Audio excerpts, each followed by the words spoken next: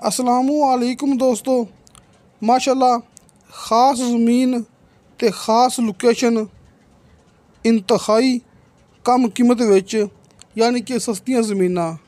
अल्लाह दा शुक्र है, ये अपना शुरू दा रिकॉर्ड है ते अज फिर ਉਹੀ रिकॉर्ड अपना कायम करदे होया दोस्तों के लिए मैं अज बड़ी देर बाद ज़िला रावलपिंडी तहसील गुजर खां के अंदर एक बहुत ही सस्ती ज़राई ज़मीन की वीडियो लेके हाज़र होया। इंशाअल्लाह उम्मीद है कि दोस्तों नूं ये बड़ी पसंद आएगी।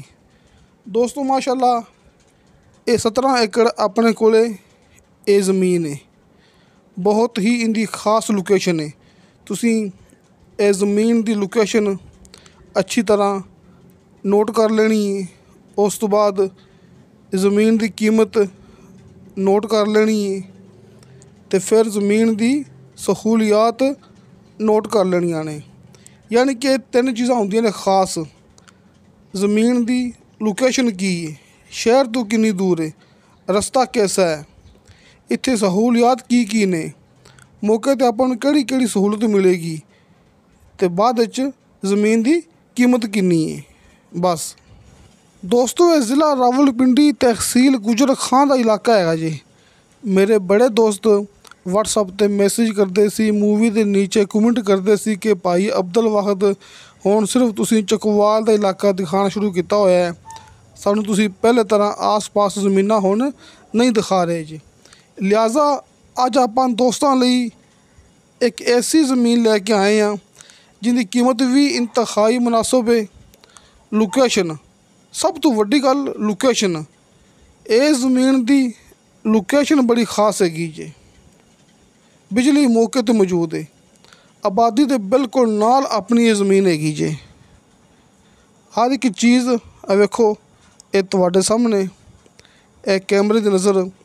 दोस्तों अपनी ये ज़मीन तकरीबन 15% गैर आबाद है तो 85% आबाद हैगी जी। अपने कोले 17 एकड़ ज़मीन ना वेखो, अच्छी तरह ये चेक कर लो।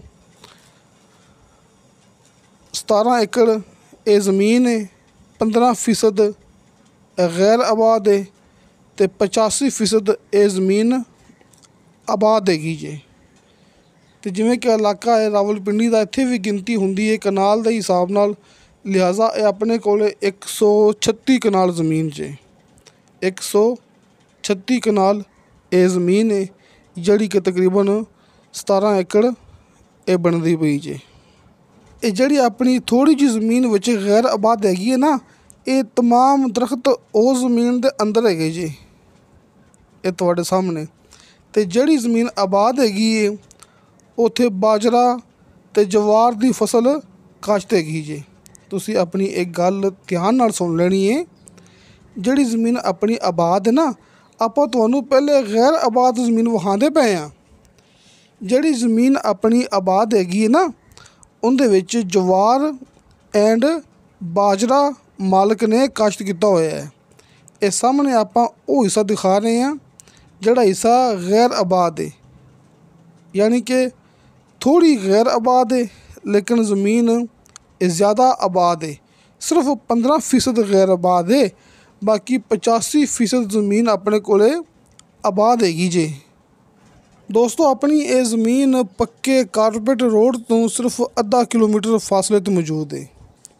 मौके तक रस्ता आ रहा है सरकारी, जड़ा कि तकरीबन कोई 20 फुट चौड़ा जे, यानी कि 20 फुट चौड़ाई के विच रस्ता सरकारी अपनी ज़मीन तक आ रहा है। सिर्फ आधा किलोमीटर फासला है कारपेट रोड का अपनी ज़मीन तो। बाकी दोस्तों जड़ी लोकेशन हैगी है तुसी अच्छी तरह नोट कर लेनी है। अगर आप वैसे देखिए कि ज़मीन Chakwal Rawalpindi double main road तो सिर्फ 2 किलोमीटर का फासला है जी, यानी कि शार्टकट कच्चे रस्ते के जरिए चकवाल रावलपिंडी मेन रोड तक अपनी ज़मीन का सिर्फ 2 किलोमीटर फासला है जी। लेकिन अगर आप कारपेट रोड के जरिए यानी कि पक्के रस्ते के जरिए अपनी ज़मीन तक आइए ना, तो फिर 5 किलोमीटर का फासला है। ਆ ਵੇਖੋ ਇਹ ਦੋਵਾਂ ਸਾਈਡਾਂ 'ਤੇ ਆਪਾਂ ਜ਼ਮੀਨ ਦਿਖਾ ਰਹੇ ਹਾਂ। ਆਪਾਂ ਹੁਣ ਉਸ ਹਿੱਸੇ 'ਚ ਆ ਗਏ ਹਾਂ ਜਿੱਥੇ ਜ਼ਮੀਨ ਆਬਾਦ ਹੈਗੀ ਆ। ਵੇਖੋ ਆਬਾਦੀ ਚੈੱਕ ਕਰ ਲਓ ਅਤੇ ਬਿਜਲੀ ਵੇਖ ਲਓ, ਸਿਰਫ ਆਹ ਫਾਸਲਾ ਜੀ, ਯਾਨੀ ਕਿ ਬਿਜਲੀ ਮੌਕੇ 'ਤੇ ਮੌਜੂਦ ਹੈ, ਆਬਾਦੀ ਦੇ ਨਾਲ ਜ਼ਮੀਨ ਮੌਜੂਦ ਹੈ, ਆਸ ਪਾਸ ਡੇਰੇ ਹੈਗੇ ਨੇ, ਆਸ ਪਾਸ ਰਿਹਾਇਸ਼ ਹੈਗੀ ਜੀ। ਵੇਖੋ ਇਹ ਨਾਲ ਆਬਾਦੀ, ਇਹ ਨਾਲ ਡੇਰੇ ਅਤੇ ਬਿਜਲੀ ਮੌਕੇ 'ਤੇ ਮੌਜੂਦ ਹੈ। ਹਰ ਇੱਕ ਚੀਜ਼ ਇਹ ਕੈਮਰੇ ਦੇ ਵਿੱਚ ਮੇਰੇ ਦੋਸਤਾਂ ਦੇ ਸਾਹਮਣੇ ਤੁਸੀਂ ਮੌਕੇ 'ਤੇ ਆਓਗੇ, ਤੁਹਾਨੂੰ ਇਹੋ ਚੀਜ਼ਾਂ, ਇਹੋ ਡੇਰੇ, ਇਹੋ ਘਰ ਮੌਕੇ 'ਤੇ ਆਪਣੀ ਜ਼ਮੀਨ ਦੇ ਬਿਲਕੁਲ ਨਾਲ ਮਿਲਣਗੇ। ਅਤੇ ਦੋਸਤੋ ਅਗਰ ਆਪਾਂ ਸ਼ਾਰਟਕਟ ਰਸਤਾ ਇਸਤੇਮਾਲ ਕਰੀਏ ਨਾ, ਕੱਚਾ ਰਸਤਾ, ਅਤੇ ਫਿਰ ਸਿਰਫ ਡਬਲ ਮੇਨ ਰੋਡ ਤੋਂ ਆਪਣੀ ਜ਼ਮੀਨ ਦਾ 2 ਕਿਲੋਮੀਟਰ ਫਾਸਲਾ ਹੈਗਾ ਜੀ। Chakwal Rawalpindi double main road.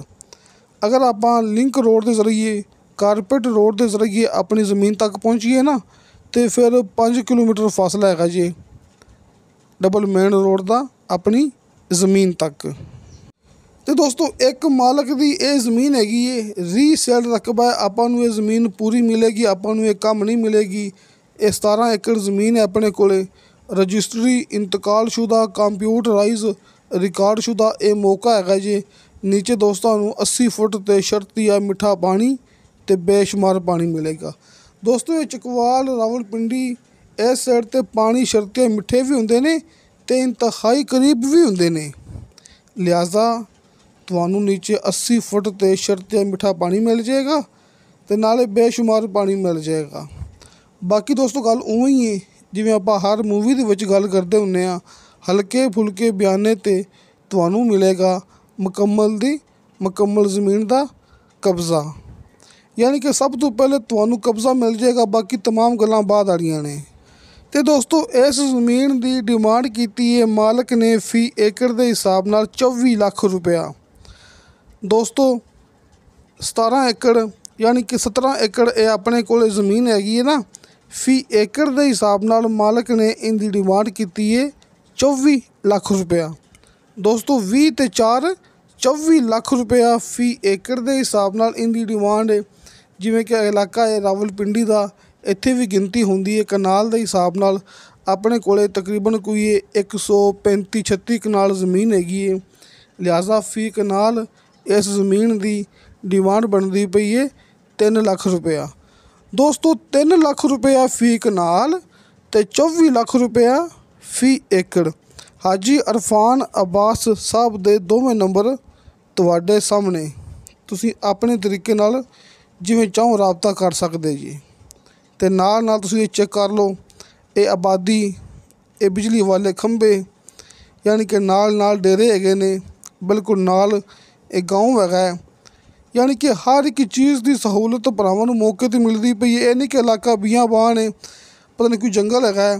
ਦੋਸਤੋ ਇਹ ਆਬਾਦੀ ਵਾਲੀ ਜ਼ਮੀਨ ਹੈ, ਯਾਨੀ ਕਿ ਆਬਾਦੀ ਦੇ ਅੰਦਰ ਆਪਣੀ ਜ਼ਮੀਨ ਪਈ ਹੋਈ ਹੈ, ਦੂਰ ਨਹੀਂ ਹੈਗੀ, ਆਬਾਦੀ ਦੇ ਅੰਦਰ। ਆ ਵੇਖੋ ਨਾ ਆਸ ਪਾਸ ਡੇਰੇ, ਆਸ ਪਾਸ ਦੀ ਆਬਾਦੀ ਚੈੱਕ ਕਰ ਲਓ ਹੈ ਕਿ ਆਪਣੀ ਜ਼ਮੀਨ ਇਹ ਆਬਾਦੀ ਦੇ ਅੰਦਰ ਮੌਜੂਦ ਹੈਗੀ ਹੈ, ਕੋਈ ਦੂਰ ਨਹੀਂ ਹੈਗੀ। ਆਬਾਦੀ ਦੇ ਦਰਮਿਆਨ ਦੇ ਵਿੱਚ ਜ਼ਮੀਨ ਹੈ, ਸੱਜੇ ਖੱਬੇ ਡੇਰੇ ਹੈਗੇ ਨੇ, ਬਿਜਲੀ ਮੌਕੇ 'ਤੇ ਮੌਜੂਦ ਹੈਗੀ ਹੈ। ਜ਼ਮੀਨ ਜ਼ਿਆਦਾ ਆਬਾਦ ਹੈ, ਥੋੜ੍ਹੀ ਗੈਰ ਆਬਾਦ ਹੈ, ਹਰ ਇੱਕ ਹਿੱਸਾ, ਹਰ ਇੱਕ ਜ਼ਮੀਨ ਦਾ ਹਿੱਸਾ ਤੁਹਾਡੇ ਸਾਹਮਣੇ ਆਪਾਂ ਮੂਵੀ ਦੇ ਵਿੱਚ ਦੋਸਤਾਂ ਨੂੰ ਬਾਰ ਦਿਖਾ ਰਹੇ ਹਾਂ।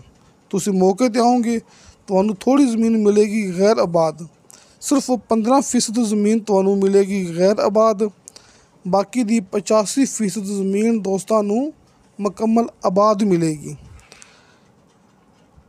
ਹਾਜੀ ਅਰਫਾਨ ਅਬਾਸ ਸਾਹਿਬ ਦੇ ਨੰਬਰ ਤੁਹਾਡੇ ਸਾਹਮਣੇ, ਨੰਬਰ ਉੱਪਰ ਵਾਲਾ ਕਾਲ ਐਂਡ ਵਟਸਅਪ ਨੰਬਰ ਨੀਚੇ ਵਾਲਾ ਕਾਲ 'ਤੇ, ਯਾਨੀ ਕਿ ਜਿਵੇਂ ਤੁਸੀਂ ਚਾਹੋ ਰਾਬਤਾ ਕਰ ਸਕਦੇ ਜੀ।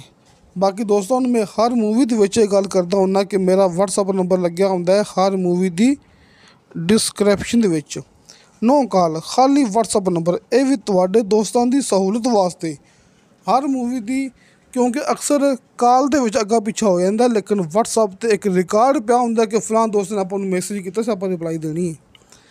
ਲਿਹਾਜ਼ਾ ਹਰ ਮੂਵੀ ਦੀ ਡਿਸਕ੍ਰਿਪਸ਼ਨ ਦੇ ਵਿੱਚ ਤੁਹਾਨੂੰ ਮੇਰਾ ਵਟਸਅਪ ਨੰਬਰ ਲੱਗਿਆ ਮਿਲ ਜਾਏਗਾ। ਵਾਇਸ ਮੈਸੇਜ ਕਰੋ, ਚੈਟ ਕਰੋ, ਤੁਹਾਨੂੰ ਫੌਰਨ ਉਹਦੀ ਰਿਪਲਾਈ ਮਿਲੇਗੀ। ਅਤੇ ਹਰ ਮੂਵੀ ਦੇ ਸਾਹਮਣੇ ਸਕਰੀਨ 'ਤੇ ਹਾਜੀ ਅਰਫਾਨ ਅਬਾਸ ਸਾਹਿਬ ਦੇ ਦੋਵੇਂ ਨੰਬਰ ਲੱਗੇ ਹੁੰਦੇ ਨੇ। ਇਹਨੂੰ ਕਹਿੰਦੇ ਨੇ 1 ਨੰਬਰ ਕੰਮ।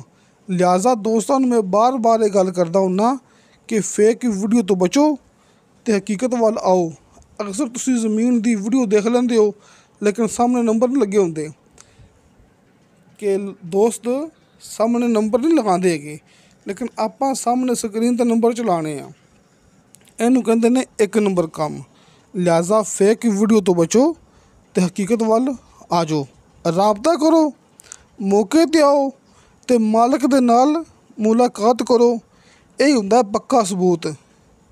ਇਹ ਨਹੀਂ ਕਿ ਖਾਲੀ ਵੀਡੀਓ ਲਾ ਦੇਵੋ, ਹਟ ਕੇ ਭੁੱਲ ਜਾਵੋ।